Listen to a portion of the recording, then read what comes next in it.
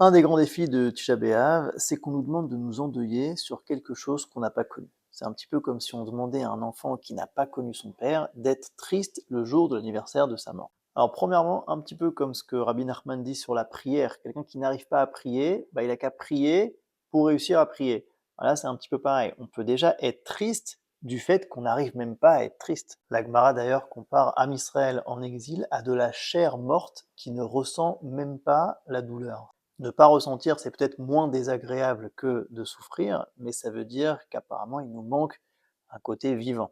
Pour essayer malgré tout de comprendre ce qui nous manque à Tisha B'Av, la Gemara nous dit que depuis que le temple a été détruit, le goût des fruits s'est annulé. C'est comme si le monde était un petit peu plus éteint, comme si la vie était moins connectée.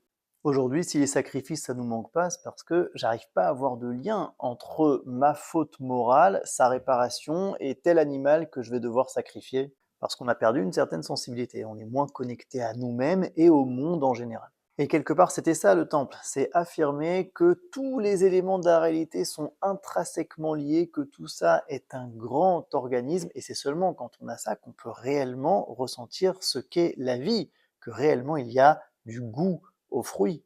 Alors c'est vrai qu'on n'a pas connu ça, mais on a connu l'inverse. On sait ce que c'est un monde déchiré entre les gens, on sait ce que c'est un monde qui n'est pas connecté entre spirituel et matériel, un monde qui manque de vitalité, d'harmonie. Et le but de Tisha B'Av, c'est justement de comprendre que ce monde-là qu'on connaît n'est pas normal, qu'on vit dans un monde qui est éteint.